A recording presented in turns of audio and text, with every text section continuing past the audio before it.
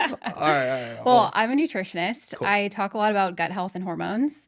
Cool. And I try my best to simplify topics that I think are misunderstood or confusing, hopefully to try and help people understand their bodies a little bit better in a space like wellness where I feel like there's so much noise and conflicting information.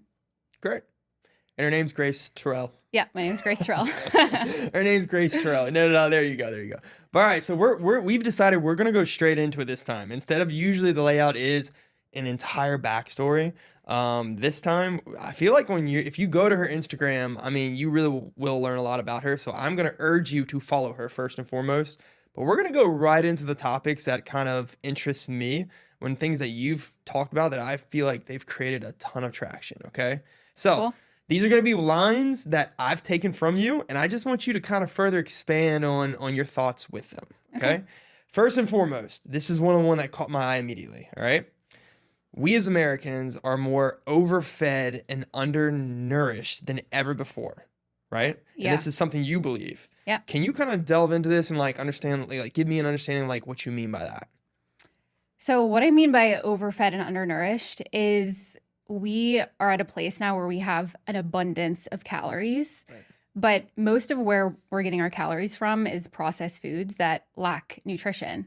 So I think most of us, or people that are eating a lot of processed foods, they are eating too many calories but not getting enough nutrition, and that's where we have a ton of metabolic issues, obesity, and I think that's the main problem that we're facing with our health today. So you put that kind of the one over everything else that is going on, because you do talk a lot about metabolism, gut health, but basically one overall, just overeating, simplifying it all as we as Americans just have been consuming too much, right? Yes. Okay. All right. Because that's kind of where I want to start this whole thing, because this is something that I have questions about. Okay. What do you believe kind of stems into overeating right now? Are there some things that you're hey, I've noticed this overall, delve into that a little bit. I think there's multiple reasons why this is happening. One is the processed food. The way that our brains and the processed food work together is it just lights up our brains with so much dopamine, with all of the sugar, the carbohydrates, the just the processing of the food in general makes our brains just go crazy. And so it creates this addictive loop. Right. And so you want to just keep eating the processed food. And I think the other thing that feeds into that is social media and just the culture that we live in is so dopamine focused. Yes. And so because we have these brains that are so desensitized to dopamine, we keep needing more and more and more to stimulate ourselves. And I think a lot of us go towards food for that dopamine because it's a reliable, quick, easy source and it's so abundant. We have access to so much of it.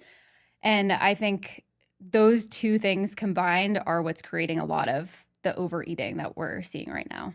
Have you dealt with this in your life, where you were hey, this is my one thing that I went through, and what you noticed when we talked about that first line that I gave you, overeating, but then also undernourished.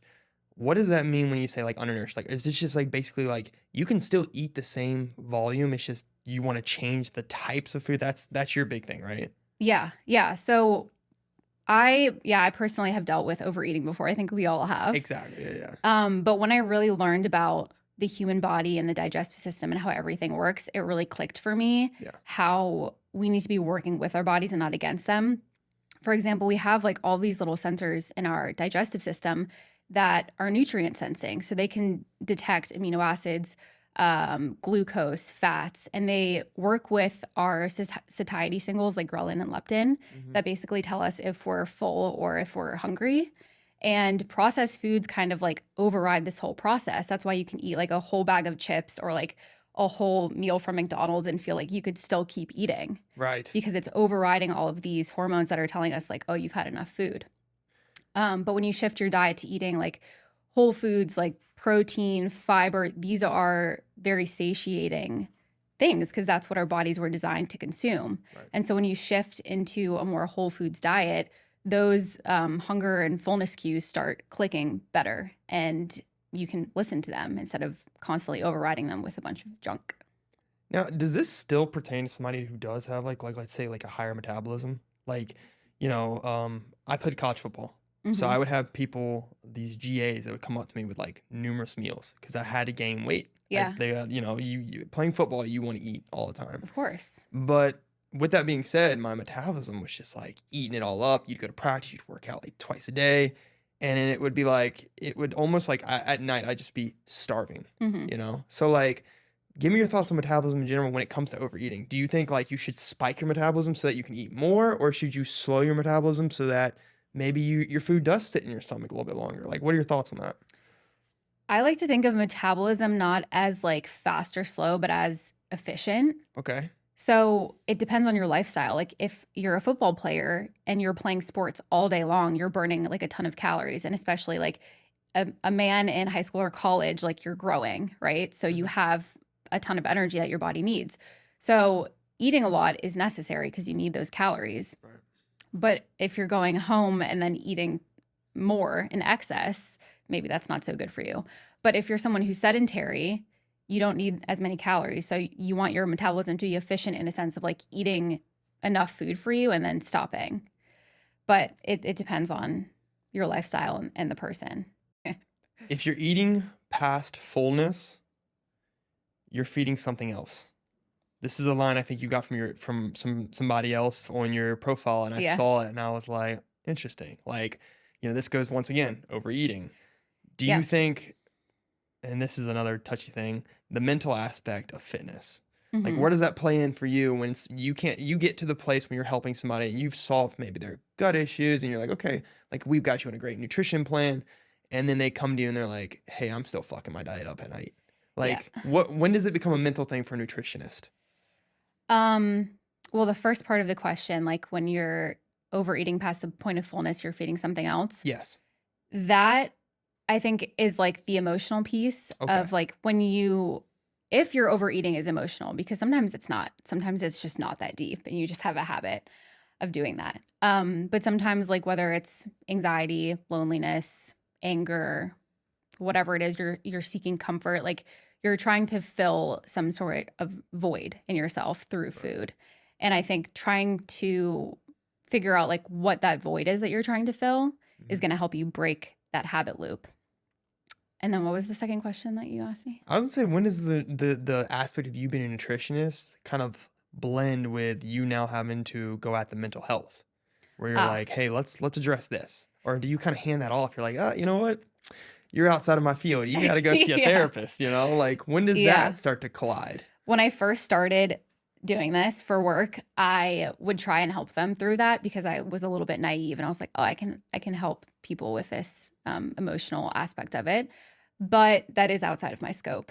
And it depends on the person. Like if it's tiny little things like, oh, I'm just like eating emotionally at night, then I can help them like with different tactics, like maybe don't have those foods in your house. Don't go to the kitchen when you're feeling anxious.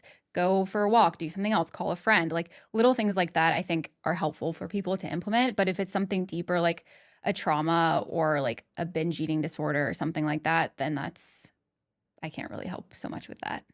SOL. Oh, that's terrible. That's terrible. But no, I mean, I get that because it does lead me into the other clip that you had where it was Jillian Michaels. Yeah. And I think she was confronting people who were dealing with more of like body image being like, okay, that's what's key. Like the way you look at your body is so much more superior than your actual health. Like dieting is toxic, you know? And I'm sure you've run into this where women are like, I don't need this.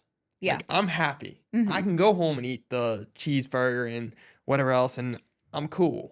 Like, so what's your opinion on that regard where women come up to you and they're kind of like, nah, this isn't for me. I'm going to do what makes me happy. Yeah.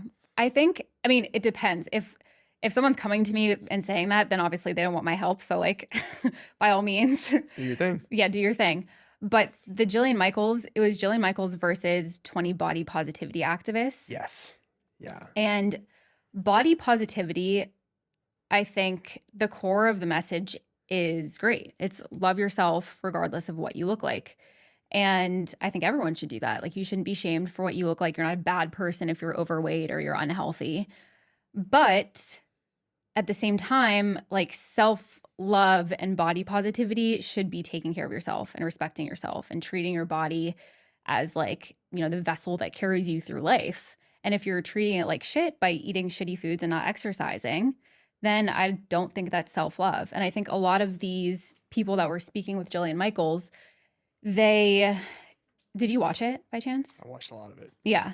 I watched like when you go on YouTube and like you click on it and then it shows you like the highlights. Yes. I went through like all of them. I was like, this is wild. It's wild. Yeah. And I think it just really highlighted how much of that was like feelings over facts for those women. And I understand where they're coming from. Like if they came from a life where they have just been shamed and disrespected for how they look, like of course you're going to go into the conversation being very combative, and I get that. But like Jillian Michaels was coming at them with facts saying like obesity is inherently unhealthy. If you are obese, you are not healthy. And there are things that you can do to fix that. And that doesn't mean that you don't love yourself if you're trying to lose weight or get healthier. And I think that's where like the misunderstanding was coming in.